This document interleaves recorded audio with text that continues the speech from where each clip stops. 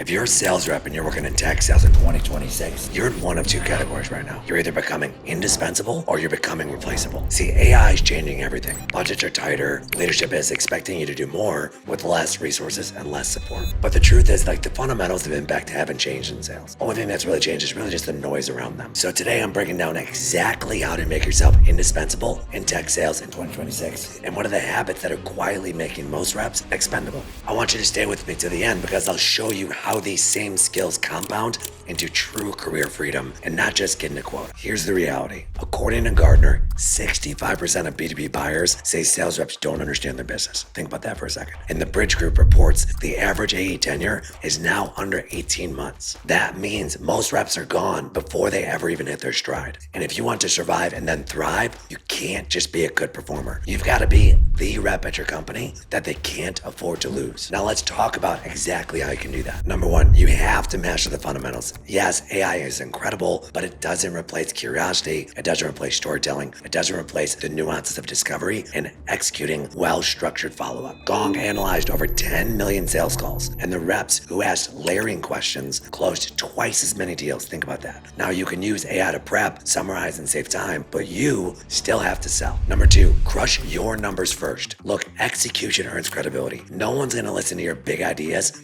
if you're missing quota. Number three, document what works. Track patterns, save the winning talk tracks, keep testing, and if you can repeat it, then you can scale it. And the rep in a startup documents what's working, quickly becomes the one that the leadership leans on to help them grow their business. Number four, share what's proven. We want to be abundant, not operate in a place of scarcity. So when something is working twice, three times, even more, teach it to those around you. When you help your teammates win, you become irreplaceable. Number five, learn the business, not just the product. Most reps stop at just product knowledge. But if you can understand how your company makes money and how your customers measure ROI, you're going to stand out immediately because you're going to align with what businesses really care about. Top line and bottom line, not features, not benefits. That's what gets executives to pay attention. Number six, I want you to become a bridge. The best reps in a startup environment, they can connect sales to marketing to product to rev ops, and they can speak everyone's language.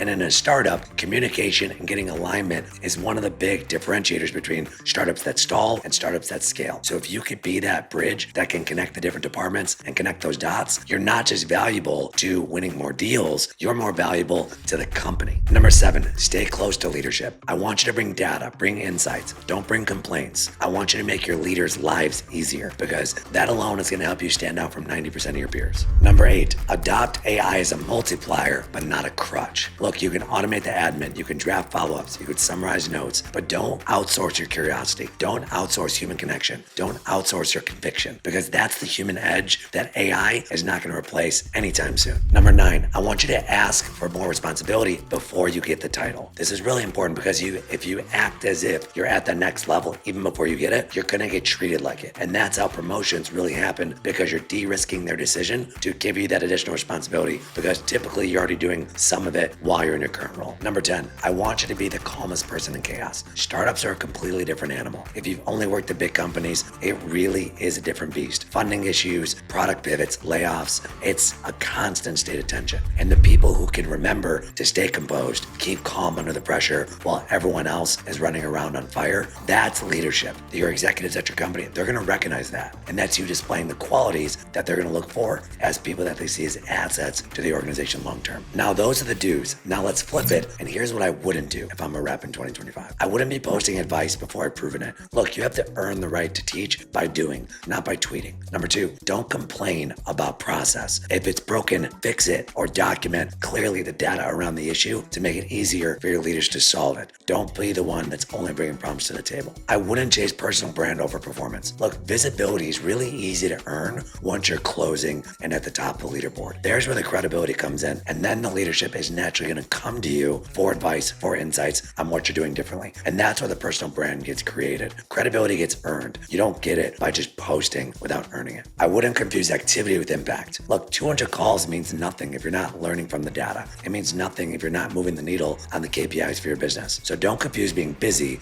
with being productive. And I definitely wouldn't wait for permission. In a startup, you're showing up to an environment where it's implied where you're going to have an ownership mindset, even if you don't have a title in leadership. It's not granted, it's taken. So when you see those opportunities to proactively solve problems, don't seek out permission, solve it. And the people that make that impact while they're performing, those are the ones that really stand out in those environments. Now, why does this make you indispensable? Because if you follow this list, you're not just going to hit quota. You're going to build equity. You're going to build trust. You're going to build a reputation. And that's going to create opportunity for you. You're going to be that rep that leadership leans on. You're going to be that rep that teammates look to for answers. Be the person who could leave tomorrow, and because of your brand and your credibility, you can get hired anywhere because your brand is the impact that you make.